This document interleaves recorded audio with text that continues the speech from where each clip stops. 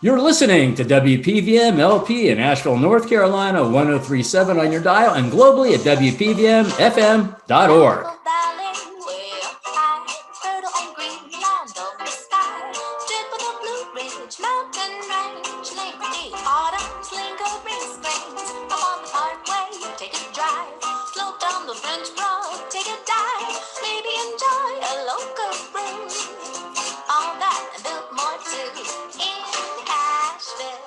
Well, folks, that's Queen Bee and the Honey Lovers. It's Wednesday at 10 o'clock, and if you hear that sound and you hear my voice, it must be time for Storyville. And today, folks, I am so excited to bring to you my guest, Kim Weitkamp. Kim is described by saying, if we're talking about rock and roll, there's Tina Turner. She was a national treasure. Country has Dolly Parton, and in the world of storytelling, we have Kim Weitkamp. Kim grew up the redheaded middle child of exhausted parents. Fast forward to now, and Kim travels the continent, performing at theaters and storytelling festivals, live and on Zoom. As a humorist, storyteller, singer, and songwriter, Kim has garnered an armload of awards and recognition. She has 7 award-winning collections from albums such as Monkey Bars, Middle Ages, and Other Natural Disasters. That's 7 out of 9 albums. Kim has received the Blue Ridge Excellence in the Arts Award, the Toastmasters International Leadership and Communication Award, and 7, count them 7, Storytelling World Awards. So, folks, I am so pleased to bring to you my guest, the acclaimed storyteller, Kim Weitkamp. How you doing, Kim? I'm doing really well. And now that you've said all that, I got to work a little harder. I was gonna kind of just chill it out, but now I got to tell you, it seems like you're working hard enough after having seen your bio, and I cut out a lot of it because you are just you're great. You're so engaging and engaged. Now, you mentioned you're the middle child of exhausted parents, and you were the middle redheaded child. So tell us a little bit about your youth before we get into the meat of the matter. Oh boy. That one, my mom's still drinking from that one. No, she actually doesn't drink, which is funny. But I was constantly making up stories which people interpreted as lies, which I'll never get that because I thought they were highly entertaining because I felt things could be more exciting. So I would come home from school or from an event and I would totally throw in things that did not happen just because it was so much better. And I was always writing skits and plays and coming up with bizarre things to do at school. But I was voted class clown, most candid and most talkative, which I will tell you, Chuck, cheers to that, was my whole goal. And my whole goal was not college. My goal in school, that feels so funny. My goal in school was to achieve those awards at the end of my 12 years, my illustrious 12 years. So my parents were exasperated. I actually have a story called The Lap, which I'm not going to do today. That would be a good one, though. It's going to have to think about. And I was really falling through the cracks. You know, I have fun with it. I have fun with this on stage about the kind of human I am and the child I was. But they didn't have names for it back then. You know, so my report card said things like high-spirited, uncontrollable, disruptive. If here's Mrs. Wyrick, grade 3, said, if Kimberly, the teachers call me Kimberly, if Kimberly would entertain her work as much as she tries to entertain the class, that hurt because that's my first written review of my work. It wasn't favorable, but it was an issue. And then I met my 5th grade teacher, Mrs. Ort, and within a few weeks, she called me out in front of the class and told me I had a gift of gab. And it radically changed my life because I had been getting in trouble for my behavior. And she actually called my mom and they had a long talk, one of many that followed me through to graduation. They would talk. I talked to her till I graduated. I stayed in touch with her because she changed my life by telling my mom that my mom has talked to me about the conversations many times. One of the things my mom said, she said, was that there's no test within these 4 walls that can measure Kimberly's talents. Wow. If we don't find digressions for her to pour her energy into, she'll fall through the cracks. I mean, and then she followed me and I followed her all the way through till I graduated. I mean, she just put her hooks in me. And Mrs. Ort, even after I graduated, I got a morning radio show, Chuck, for about 4 years. And every teacher appreciation, I'd put her on, and I talked to her until she passed away. I'm here because of her. I believe that 100%. Fifth grade teacher changed my life. Just one teacher can make all the difference for anyone. Mm-hmm. Well, that was then. Let's talk about what's a little bit in your future. You have a show coming up at the International Storytelling Center. Is that true? Yeah. I think it's April 15th. It's an hour. It's virtual. But the real live gigs are pouring in. So that's awesome. Like my June just got kind of booked as I wanted to. I've cut back in the last 3 years because I would be on the road for 2 weeks, 3 weeks. And I like my husband. And I'm getting a little older. I'm not old, but I am 55, and I kind of just want to take it down a notch. But June is full the way I like it. And I've got a couple other live things coming up in Nebraska and Wisconsin and a couple things. But yeah, April 15th is the International Storytelling Center is doing a winter series of tellers that they would have had in otherwise for their teller in residence. And so I'm doing an hour show, a recorded hour show for that. Oh, that's great. That's great. Like the mothership down there, you know. Oh, yeah. Yeah, it's I used to refer to it as the Hollywood of storytelling. Yep. That's funny. Yeah. Well, you also blend songs and music into your stories. How do you do that? You know, my songs aren't really written to be standalone. It's weird. I'm a different kind of songwriter because my songs are an ending to a story. So it can be a full song, but I can also kind of skimp out and not skimp out in a way of lazy, but sometimes I'll write something. Like I have a new piece called Rose-Colored Glasses. And the song, I struggled with it so much. And I finally thought to myself, and this is the pass that I get as a storyteller, what I had after obsessing over it is perfect for the end of a story, to go from that man's situation and what happened and just slide into that song is like to the listener. Now I have some songs that I think could fully stand alone on themselves, and they have. But when I write, I don't have as much pressure because it's really just a continuation of the story. And I'll sometimes, like, I can't really control it, Chuck. I don't write a story and go, now I'm going to write a song for this. When I'm writing a story, the song just kind of comes. It's like birthing twins. You can't stop it. I don't think I've ever, I was going through a quick file in my mind. I don't think there's ever a story that I wrote that I was like, well, now I have to write a song for this. And then I sweat over that. It just kind of comes out naturally. And in the process of being a writer, even though I'm a storyteller who shares the oral tradition of storytelling from stage, doesn't mean we don't write it. The amount of writing and editing that goes into it, I have 3 people that if I feel like I need further editing and critique, I send it to. Then I have friends that when we perform together, I'm like, look, this is fresh, or I'm not happy with this. I'm not going to tell you why. And they'll literally give me notes. These are phenomenal writers. Some of them have written children's books that have won awards. Some of them have written for Disney. Some of them have multiple albums and are phenomenal. So I take that. I don't ever get offended by that.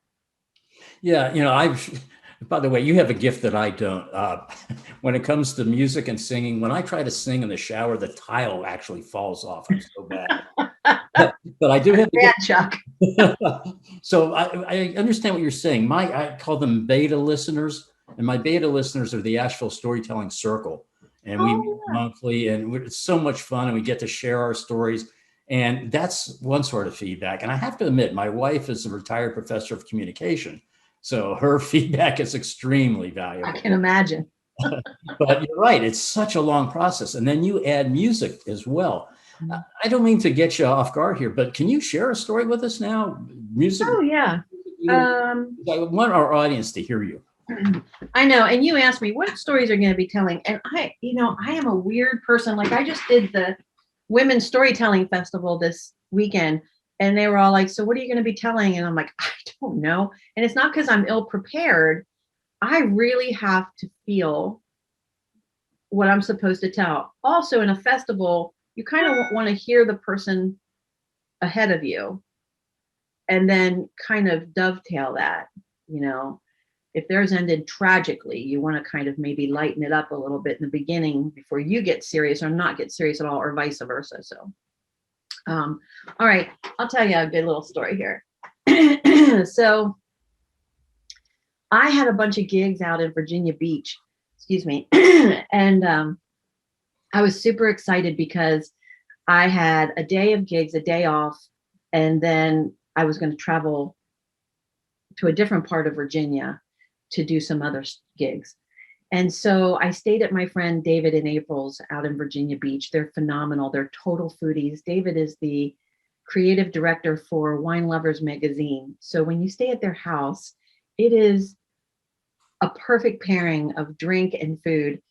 So I was super excited. So I did my gigs. We had a wonderful evening. And then I had that one day off, and it happened to be on a weekday. So they were working. So I decided that I was going to go to this little strip of beach that they had taken me to numerous times. Excuse me again. Sorry about that. That they had taken me to numerous times, and I was really excited about it because I was going to have solitude. And as much as I love people and love the energy of people and being around people, I really like my alone time, heavy duty. So I was so pumped to have a day to myself. Well, I woke up that morning and I got ready. Now, when I get ready to go to the beach, it is a whole other animal. I save the strings and for other people. I slather myself in high potency sunscreen and put on usually a muumuu, if you want to call it that. It's basically just like a flowy cotton dress so that I'm comfortable. And then I have a hat that is like a UFO meets a flour tortilla. It literally casts an area of shade around me that goes beyond my shoulders. It's giant. And so I got myself prepared because I'm very light skinned and I'm not one for bikinis at all. If I stood up, you'd be like, "Amen, sister." And I got my bag ready, and my bag consisted of my phone, my wallet, my keys, water, beef jerky, and grapes, which as a person who rides the road for thousands of miles a year, I can honestly live off of grapes, beef jerky, and water. The thing. I don't know what it is. If I have that, I feel like I am invincible on the road. So I threw it all into the car and put a folding chair into the back, and I headed out. And this little strip of beach is really tucked away. And April and David, because they're locals, they know about it. They've taken me there, and there's never anybody there. Once in a blue moon, maybe one human. Now, a little ways away from this little strip of beach, there is a small apartment complex, but it's a weekday. So I knew that I probably wouldn't even have any spillover from them. And it wasn't high beach season. It was the kind of day where my moderately sleeved with my hat, in the sun, I would be comfortable, but out of the sun, a slight chill. Well, I was so excited. And as I cracked my windows and took the 20-minute drive, I already started to relax.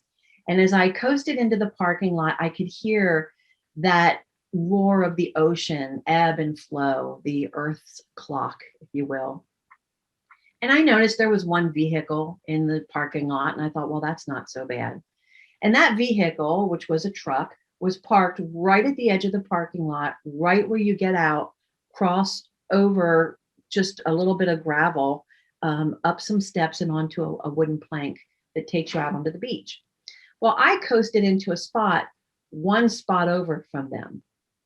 And I was so pumped. As I looked forward, I could see the dry seagrass bending in the wind, and I could see above it that dark blue line that was bookmarked up against the sky. And I knew, there's the ocean, and I was so excited.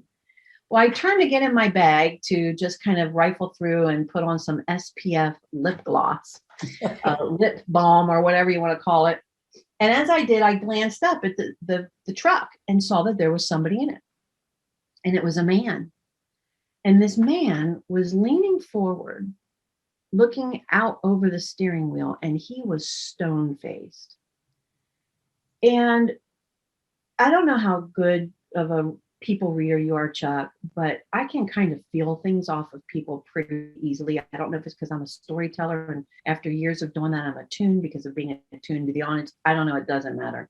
A lot of people, I think, can feel it. And even with 2 window panes between us and some metal, I could feel palpably the intensity rolling off of this man. He never looked over at me once. I let my eyes travel down the truck, and I saw that the wheel wells were rusted and rotted from sea salt. It was not a new truck. It had a bunch of dents. And in the back of the truck, I saw the wooden handles of tools and implements sticking out. And I looked back at the guy in the front, and I thought, hey, there is nobody else around here. It is us. That's it. I'm not sure if I should get out of this car. As I had that thought, I heard a voice. I'm not saying it's like the voice of God. I'm not getting freaky and religious, but we've heard it.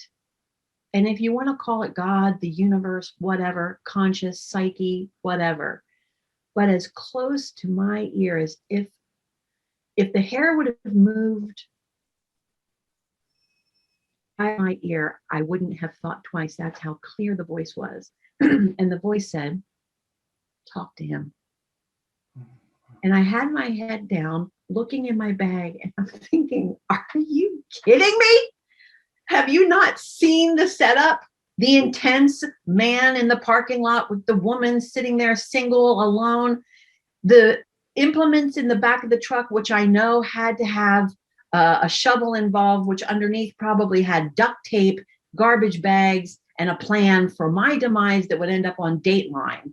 I mean, I'm not dumb. I've watched enough TV, listened to enough crime podcasts that I knew this was a setup for me to be on a late night news or in 15 years be on some of my favorite crime podcasts. I'm like, I'm not talking to him. And as soon as I said that in my mind, shouted that in my mind, I heard it again. Talk to him. I turned and looked at the steering wheel, and I glanced back up at the man. I am not even on his radar. But the look on his face, his leaning forward and his staring eyes at the sea, I still just wasn't buying it. And so I thought to myself, I'll tell you what, I am not going to talk to him. I will, however, not miss my day at the beach. And what I'm going to do is get my phone, put my bag on my shoulder, carry my chair, and I'm going to call my voicemail so that my phone pings on the 3 cell towers that will let people know where to find my body when it happens. Also, he will see that I'm talking. And if he is planning something, he'll think to himself, someone knows she's here, someone's meeting her here, right?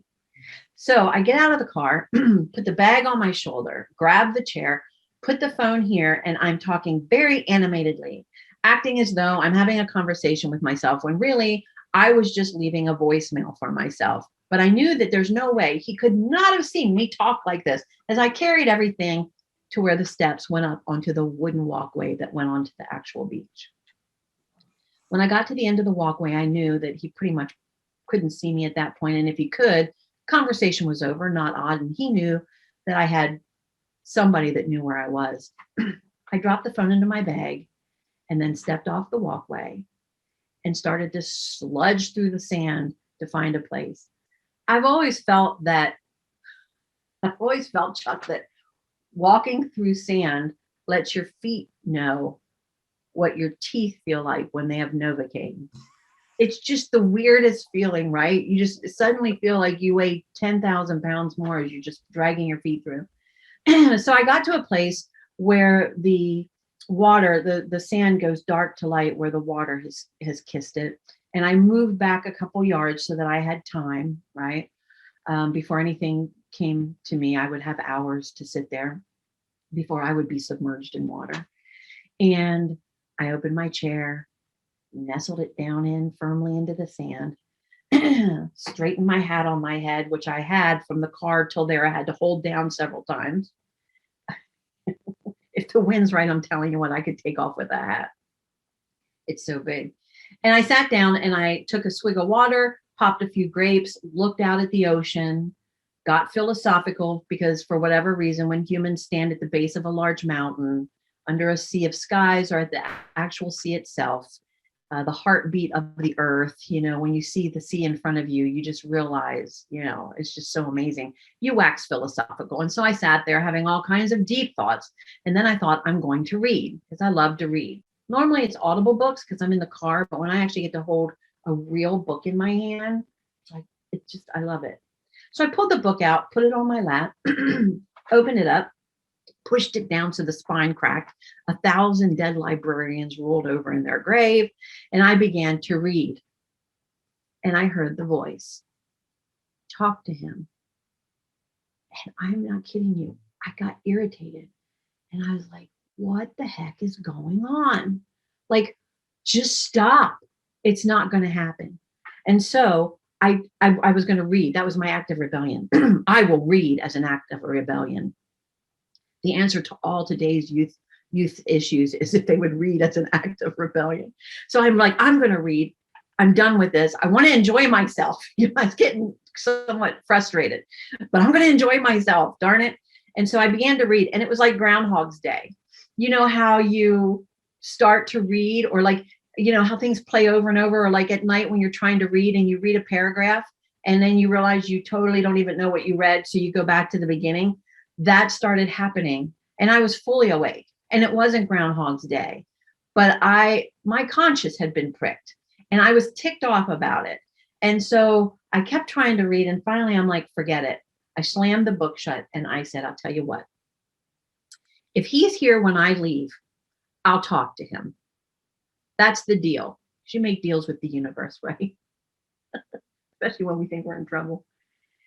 And I sat there for a little while, and I bet it was maybe 20 minutes. And I'm just like, I'm done. I'm going to go back to David and April's, pour myself a little cocktail, go out onto the backyard, which was beautiful. They had a little pond. And I'm like, I'm going to chill out there because this whole experience is ruined, first world problem. And so I dropped my book into my bag, got the water out of the sand, put it in the bag, stood up, turned around to shut the chair, and he was standing there. He was at the end of the dock that I had walked down to get to the beach. His legs were spread in a strong stance. He was much taller than he appeared in the truck. He had his hood up against a cool, harder breeze that had started since I arrived, another reason why I decided to kind of exit. His hands were shoved into the front of his sweatshirt pockets, and he was just staring out at the ocean. And I thought, I brought him right to me. I'd made a promise. If he's there when I leave, I'll talk to him. So here we go. With a sigh, I took on the weight of my bag, picked up my chair, sludged through the sand to the end of the dock, stopped kind of beside him because I was down and he was up, which made him even seem more looming. And I said, hey, I said, you doing okay? And he just glanced down at me. He said, yes, ma'am, I'm fine. And went right back to staring straight at the ocean. And I thought, well, I did what I said I would do, so I'm done. I talked to him. So I took a few more steps and then stepped up onto the dock behind him. And as I was walking down the dock, the voice came back. And Chuck, I'm not kidding you. It's one of the things I'll never forget, that voice, because it was so real, especially this time, that it stopped me dead. And it said, it'll pass. So I turned around and I said, hey. And he turned around, his brow furrowed by the interruption. And I said, it'll pass. And he said, excuse me? I said, it'll pass. Whatever you're dealing with now is temporary, not permanent. And so it'll pass. I just feel like I'm supposed to tell you that. Well, I turned around to leave, and this time he was looking right at me. I could feel him looking at me as I left, and I waited. I waited for him to walk up behind me, to come running up behind me, or to at least say something. Nothing. When I got to my car, I threw the chair in the back, threw the bag in the front passenger seat, got in and locked the door. And let me tell you, if you thought the roar of the ocean was strong, Chuck, the roar of my heart pounding in my ears, because one, walking through sand is exercise. Two, being fearful is exercise. And I sat there for a while, just catching my breath, looking forward to see if he was going to come down the planks, and he did not. And I sat there and started to kind of smile. You're alive. You are not killed. You're not going to be on Dateline. You won't be on some crime path. It's you made it. And you even talked to him. And I think I might have said something valuable. Not me, but related. So I started the car and was getting ready to leave. And I knew right here, that spot, kind of right below your chest, I knew that I wasn't done. And I thought I need to put my business card in his driver's side window. And I thought, you are putting a handle to a door that you may not want to open, but I just felt like I needed to do it. So I got in my wallet, got out a card, went over, stuck it in his window. And then I had such a literal release off of me. Like I knew that I was done. Whatever I was supposed to do that day, I knew that I had done it. And I felt really happy about it. And when I left, he still was nowhere to be seen. And I was like, this is great. I feel like I did something I was supposed to do today. Not willfully, not joyfully, but I did it. So I went to April and David's, and that night over dinner, which was phenomenal, I told them the story, and they're like, what? And I'm like, yeah, I know. Isn't that crazy? And we're laughing about it. And I'm like, I thought I was going to get killed. And I was making all kinds of jokes, about crime podcasts and would I fit in the garbage bags? How much would he have to cut off of me? Because that's I have some very dark albums as well. Headbone Rattles, Dead Bird Singing. There's a side to me. I'm not all Pollyanna. And I kind of am glad I've embraced that, because I'm more sane than most people. If you don't embrace that, it can really mess you up. But anyways, that's another story. Well, I finished my gigs, went home, and it was about 2 weeks later, my phone rang, and it was a Virginia Beach number. And I'm like, okay, this is either one of the gigs or it's him. But I knew it was him. And I let it ring probably 2-3 times, because I'm thinking, do I want to open this up? And I hit the go button and said, hello. And he said, is this the lady that I met at the beach? I'm like, yes, it is. He said, hey, I wanted to call and thank you. And I said, oh, great. I said, my name's Kim. And he said, well, my name's Quest. Kid you not. I could not even have thought of writing that, true to top to bottom this story. And I'm like, Quest? He's like, yeah, Quest. He's like, it's not my given name, but it's what I've been called since I was a kid. And he said, I got to tell you a story. And I said, well, I would love that. And he said, that morning, I found out that my wife had been having an affair for a pretty long time. And I found out that my son probably wasn't my son. He wasn't even a toddler yet at the point of when this all happened. And he said, I was devastated. He said, I detail boats out in Virginia Beach. And he said, I just thought to myself, everything I've done to build my business, everything that I do has been for my wife and my son. And he's like, my whole world crashed down that day and I didn't want to live. And he said, I was sitting in my truck thinking to myself, how do you do this? Do you just walk in until you can't breathe anymore? Do you fight it when the water starts to come over your head?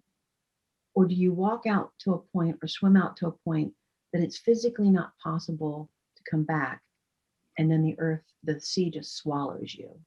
He's like, that's what I was thinking in my truck. How do I end this? I didn't want to live. I didn't want to go home. I didn't want to face her. I didn't want to deal with the fact that my boy wasn't my boy. He's like, everything. I'd lost it all.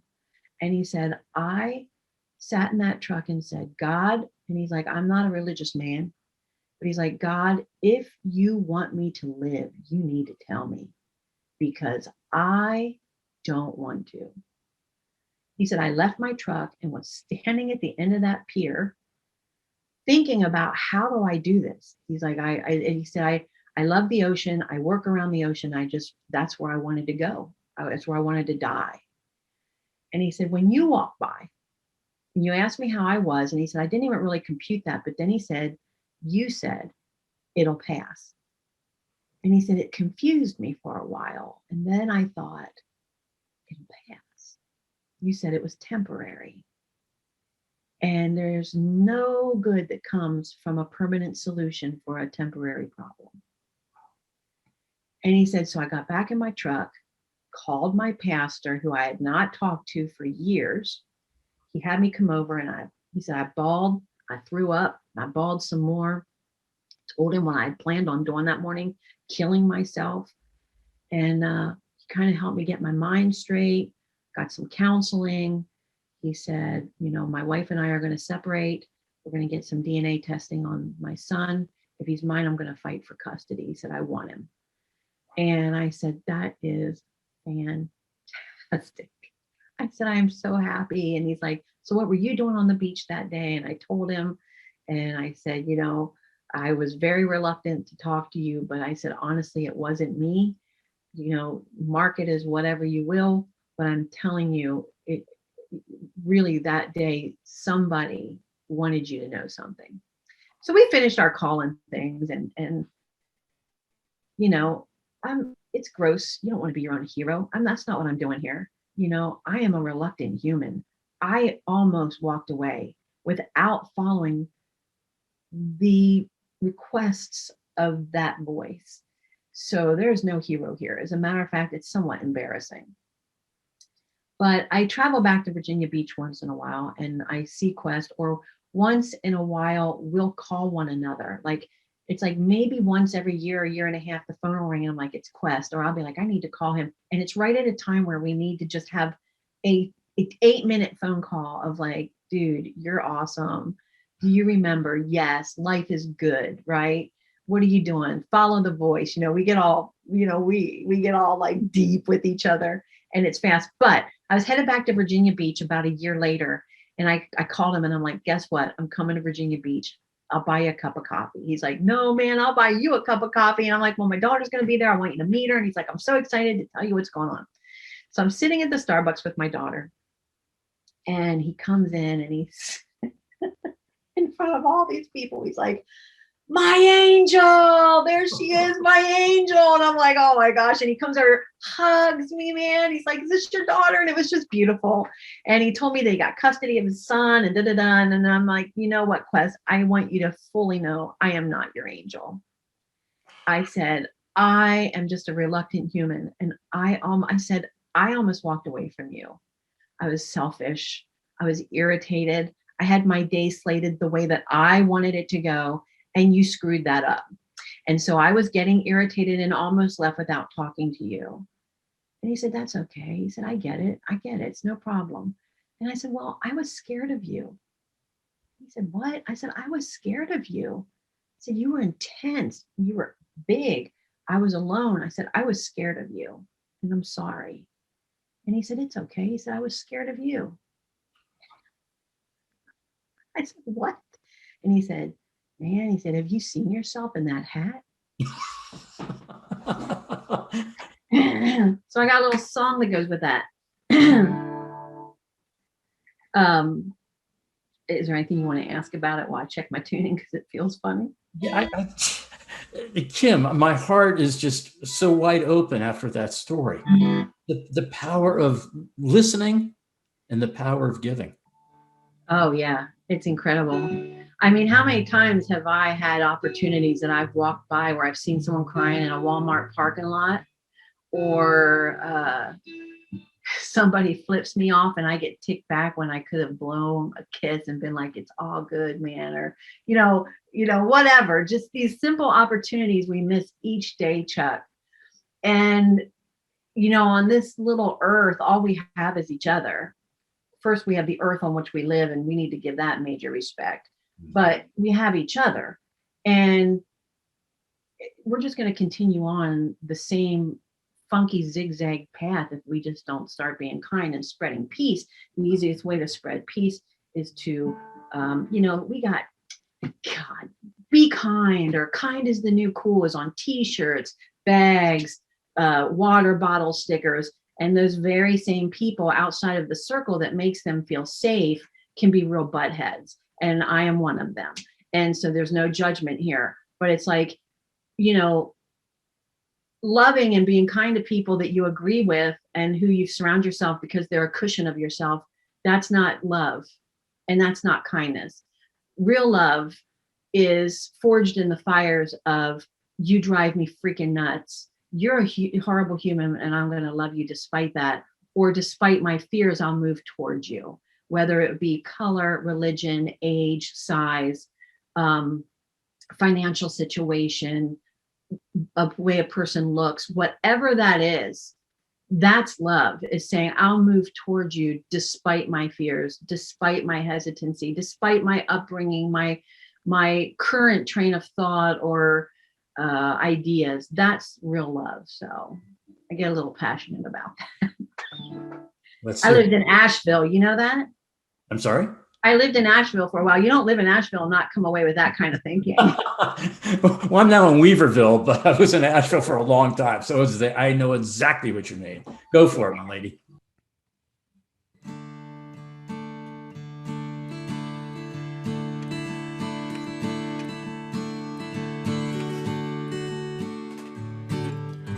For 2,000 years we've been getting it wrong, preaching peace from pulpits, goodwill in the song, but hate marches on and war prevails.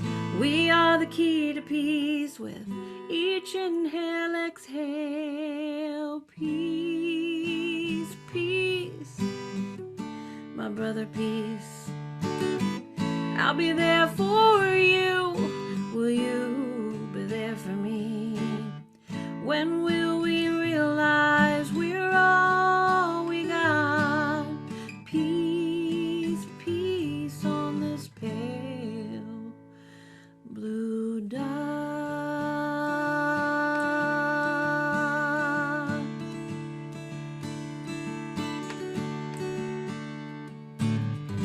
Are we bound to a starless midnight as we struggle to see what is wrong and what is right? Navigation's clear, it's deep inside of us. If we just listen to our heart-beating compass. Peace, peace, my sister, peace. I'll be there for you. Will you be there for me? When will we realize we're all we got? Peace, peace on this pale blue dot.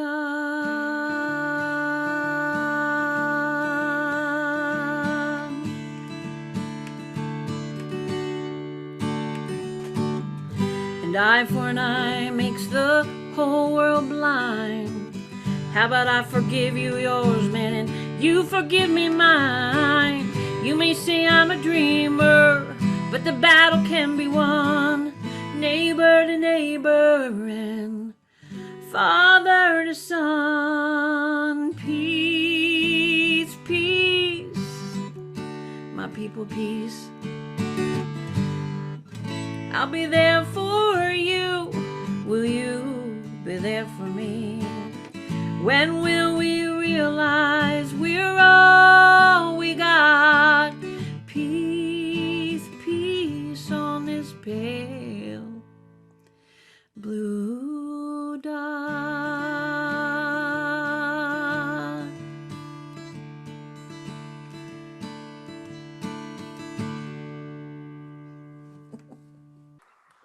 Oh, Kim.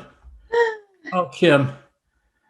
The story, the song, it so moved me. I have to tell you, on so many different levels. Um, this is something I don't admit to everyone, and I'm now doing it publicly. But your story moved me because I have bipolar, and I am successfully dealing with it. Believe me, it's been 50 years. I'm 71. I know I don't look it, but I'm 71. And I've been dealing with it almost all my life. And there was a moment where I wish that voice had been spoken to me. I wish you had, I just wish your presence had been there for one moment in that journey. But as a storyteller, I convey that story of my journey. And one time I told that at a storytelling festival here in Asheville, and a woman came up and had multiple sclerosis. And during that story, I say, I am not bipolar. I have bipolar. It's a condition I deal with, like someone with a heart condition or kidney. And she came up in tears, saying for the first time I released her of her stigma, because she had always looked down on herself. And that's why we tell stories. But yours is so moving. You moved me to admit something I never expected to admit on air. Well, Chuck, I want to say something to you, that you did hear that voice, maybe in a different way, because you're here and you've overcome. So somehow internally you did hear it. It may not have come out of the mouth of someone near you, but you heard something inside of yourself, which I believe the universe resides in all of us. You know, if you look at the blue in your veins, there's an iron makeup in there that's only found in exploding stars. So the universe resides within us. And so you heard the voice yourself. Well, and you applied it. So you take that as well. But you know, it is why we tell stories. Yes. It's not the only reason. Some of us just can't shut up. Two of us. But I just feel like all around us, I'm no different than anybody that's watching this. I just happen to pick up the stone of my stories and hold it and see what it's to be and share that. Other people have had similar situations where, you know, what I tell stories about. I tell stories about riding my bike as a kid and making pot holders on a loom. That spirals into a whole story that was one of my best-selling albums forever. Penny Candy Love, my parents sending us to the candy store to have sex. This story, hearing that something you should do, which we hear that voice, we hear it, we know when we should or shouldn't be doing something or talk to somebody. I could keep going. They're just average things. They're average things that all of us experience. I'm just lucky enough to have a platform that I sought out and worked hard for, but it's there. And also an understanding that the most mundane things in our lives, once written and edited, can become truly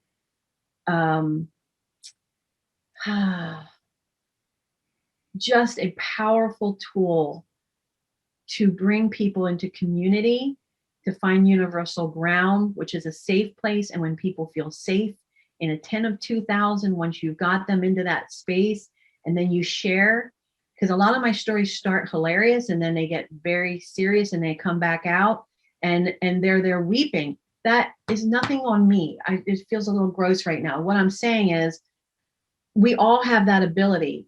You may not be a seasoned storyteller. You know, you do this for 15 years. You kind of can flow with it like anybody, like someone that plays the violin. But even if it's just with your grandchildren or your spouse, sharing things that you went through or sharing things that you've seen, just telling stories. You know, they did a bunch of scientists did research to see what makes a happy family, and family, whatever that is for you, right? I mean, I come from a very patchwork family, whatever family is to you. And they found out, they were thinking it was going to be schedule, routine, what they ate, what they did together for fun. They thought that was or finances, that was what they really thought it was going to be. And you know what they found was that, and it was in like the Parade magazine, and there's even a book about it. I mean, it made huge headlines, I'd say about 8 years ago. is that the happiest, most resilient families and humans came from or had families who shared stories. Because when you share your stories, even if they're not well written or whatever, my dad once shared a 30-second story with me about his father in childhood that radically changed our relationship. And in that 30 seconds, I had 30 years of therapy towards my father. So, and he's not a storyteller. It wasn't edited, so it doesn't have to be perfect. But in sharing those things, it creates a root system so that, and the stories don't have to have happy endings, you know, but it creates a root system that when life sucks, because it can, and that hits you, you're rooted in, well, my grandmother, or well, my mom, even with this, she didn't make it. She succumbed to alcoholism, but I have in me the strength to do better. You know, I'm learning from her. So it doesn't have to always be happy. Or my grandfather overcame this, or, you know, and on those stories, even the funny ones give you a sense of place, but they also root you for the hard times. And so the thing is, they were shocked that it was the families that actually shared stories amongst each other at the end of the day, at family gatherings, you know, the dinner table. I know it sounds so old fashioned, but the dinner table used to be a place where everyone talked about their day, and they'd laugh and say, well, you know what Melissa did today in history? And then the mom would say, oh my gosh, you know, Mrs. Kravitz across the road today came out, whatever. And even though that sounds a little leave it to Beaver, there is power in your people group. You know, I don't care what that looks like, gathering to share their stories at the end of the day. It gives you a sense of place. It's like a road marker on your path. You can look back when you're a little lost and go, oh yeah, that's where I was last. Mile marker 1001 with my people group. So I'm good. And I think I can get back on track. And I am a huge proponent of this philosophy. Oh, Kim, again, we're kind of mirroring each other in a way, because I've become a very strong believer in the universe of humanity, the universe of science, and that we're all in this together. And what you're saying is just part of my core belief system. But I think it's also part of storytelling. Like you say, everybody's capable of telling stories. Everyone has at least one, usually thousands of stories inside. And by letting them out, it is so therapeutic. It's talk therapy, but we have an audience instead of a therapist. And it's funny that they are. Oh, I'm sorry, go ahead. You also mentioned laugh. I've been told that my style is I bring them up, I bring them down, I bring them up, I bring them down. Maybe that's the bipolar in me, I don't know, but you got to have humor, but you also have to have a tear shed every now and then. And I also have a very quick interjection of my own beach story that was isolated. We went to Jekyll Island in October and met a couple of friends at a beach house and went to the beach. My wife and I went to the beach, and there was only one car in the entire lot, and it was next to the entrance. And being the nice guy, a jerk that I can be at times, I decided I was going to back in so I could get out easily, and I was going to park next to that car. So I'm backing in, and I hit it. There's only one car in the lot. I hit it. And that would have been bad, but my wife wasn't exactly pleased because she was with me. And I went down to the beach, found the family, and we worked it all out. They were wonderful people. And it was just one of those weird experiences. But we both have an isolated beach story. Yours is so powerful, and mine's the laughter of what happens when a jerk kicks in. And speaking of all that, I now have to break for just a second to tell everyone that you're listening to WPVM LP 1037 in Asheville and globally at WPVM.org. I think I just satisfied the FCC. What do you think? I think you might have. Well, we only have about 10 minutes left. And I could ask you a bunch of questions, but rather than that, do you have another very quick story? Because it's so powerful. I don't have quick stories, but you know, when you work festivals and theaters, you've got 2 hours, or if you're at a festival, it's 20-minute to 27-minute increments, you know? So I don't have really fast stories, but Let's just talk and they'll come out. How's that? okay. Yeah. I mean, I have one I can tell about my husband if you want. Is he around? Is he good? He knows. Okay. He knows all of my stuff. He's good. Okay. I run it by him to make sure nothing's gonna cause like a divorce. So he's good to go with it. But so I found myself single. I was living in Asheville and I thought I was going to be great. I'd been married 30 years the first time. I consider myself a hard worker when it comes to love, but I had somebody in an audience shout out, "No, you're a slow learner." So that was nice. Thank you, sir. I wish I could see you.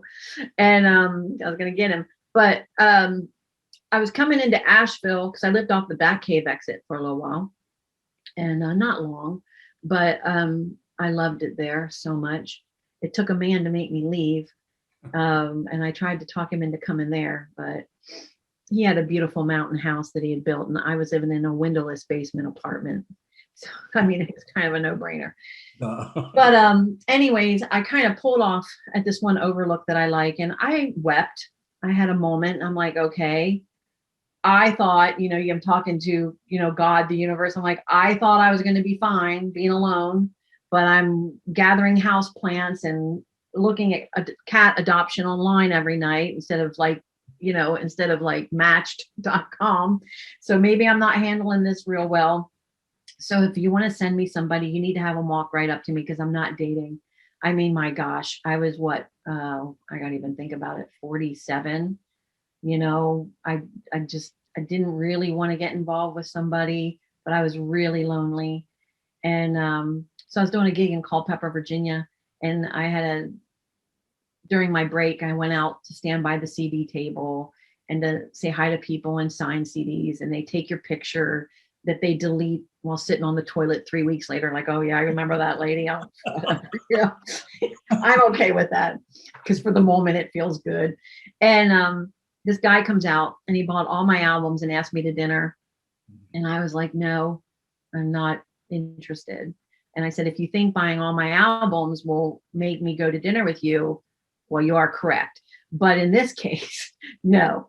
And he said, why? And I said, I'm not available. And he said, well, I don't see a ring. And I said, well, I'm in repair mode. I said, I just came out of a really long marriage and I am still in repair mode because I'd only been divorced about half of a year at this point.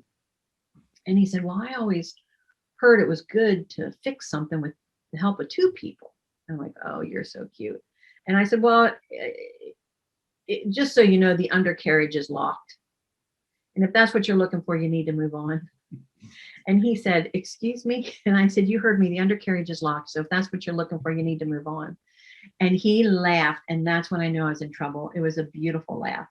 And the next night he came back and asked me again. And I went, and he was 4 hours away. And I was also on the road. I think it was almost 3 weeks from the moment I met him. So everything was by phone. And he said, I really want you to come visit, So finally I was driving near his house. So I went to visit him. And I pulled in, and it was a beautiful home that he had built in the middle of 20,000 acres, just totally self-sustained living. It was really cool. And his truck was there filled with mulch. And I blew the horn because I didn't know what to do, and I kind of started making my way up the steps to this beautiful cedar home. And door flies open in there. He's like, hey, how are you? I'm like, I'm great. And he said, did you bring comfortable clothes? And I'm like, well, yeah. And he goes, well, come on in and change. He said, I'm excited. And I was like, okay. So I came back out. I was dressed in comfortable clothes. I'm like, what are we doing? I'm so excited. And he's like, man, it's good to see you. You look great. He's like, come on. And we went outside. He's like, we're going to lay some mulch. And so we spent the whole evening laying mulch. And at the end of the night, right when the night sounds began, we were having a cold beer on the back of the pickup truck. The door was down, and he said, well, what did you think? And I said, what do you mean? He said, what'd you think about working? I'm like, I was fine. I said, I actually had a good time. And he said, good. He said, that's the way of my people. West Virginia guy. That's the way of my people, up on this mountain. If you don't like to work, it's going to be a problem. He says, it's the way of my people. Well, the next time I went to visit, I pulled in and I couldn't find him. He had a big bell on the back of the house. And he said, if you ever can't find me, just ring the bell and I'll holler from somewhere on the property and tell you where I'm at. And I did, and he did. And he said he was in the garden, and it's a long walk through the woods. He'd come out, beautiful area. And he's on his knees, surrounded by flats and flats and flats and flats of plants. And he said, did you bring comfortable clothes? And I said, yes. He's like, good. He said, man, it's good to see you. You look good. He said, go get dressed in your comfortable clothes. Come down here with me. And the rest of the day, we planted every possible vegetable known to man. Seeds, seedlings that he had started. And that night over dinner, he said, well, what did you think about today? And I'm like, what do you mean? He said, did you enjoy yourself? I said, yeah, I did actually. I said, I was fine with it. Good, good. That's the way of my people. Well, the next time I went to visit, I pulled in and there was a truckload of stone. And I went in and he said, did you bring comfortable clothes? I said, yes. And I helped him that day. I drove the truck while he and a buddy pushed stone out because he had a long driveway, long. And that night he said, well, what did you think? I said, no. I said, I have something for you. He said, you do? I said, yeah. I said, I wrote you a song. And I said, I'm going to share this with you. And I said, I have a song for you. And I'm going to sing this to you. Thought I was your only darling, silly me. Stopped by without warning, silly me. Well, I guess I should have phoned, but I knew that you were home. I thought you'd be alone, silly me. I ignored Becky's Ford, silly me. Walked right up to your door, silly me. Well, I guess I should have knocked, but it was unlocked. Oh, was I in for a shock, silly me. Silly me, oh silly me. I guess I lost touch with reality. Oh, to think someone like you could ever love a fool like silly, silly me. Well, I must have lost my head, silly me. I went and shot you dead, silly me. Thought I was justified, but they called it homicide, and tomorrow they will fry, silly me. Silly me, oh silly me. I guess I lost touch with reality. Oh, to think someone like you could ever love a fool, oh, a fool like silly, silly me. Oh, a fool, yeah, like silly, silly me. And I looked at him and I said, well, what did you think? He said, well, what do you mean? I said, well, that's the way of my people. And as long as you understand that, we're going to be just fine. Oh. 6 years. 6 years this year. That's a funny, well-sung love story, Kim. Right. It's actually written by a woman named Marcy out of Jonesboro. I write all my own stuff, but that one I snagged from her because I had that story and I'm like, oh man, that's just perfect to use on him. And I apologize for the error. I got up maybe an hour and a half ago, so I'm still warming up. I think the audience didn't need to know that, but hey, we're being recorded, so what the heck? Yeah. Kim, this has been so much fun. In fact, let's do this again because you're only able to share one story and a half a story, and there's so much more I need to learn about you. I want to get to know you a lot better. I think our audience is going to enjoy that. So can we do this again? Absolutely. And, in November, I'm going to be down your way. I'm going to be doing, it's a big one right before the weekend of Thanksgiving that you guys do down there. Celebration? I think so. Yeah. I'm the featured teller. So I'll be down that way. Yeah. Yeah. The Asheville Storytelling Circle sponsors that and hosts that. So it's so good to know that you'll be there. And I'm going to be in the audience cheering you on and just laughing and crying along with you. This has been so much fun. And Kim Weitkamp, thank you so much. And thanks, folks, Chuck. You've been listening to WPVM LP 1037 in Asheville and globally at WPVM FM. And so on behalf of Kim Weitkamp, we all say goodbye, everyone. Bye, everyone. Thanks, Kim.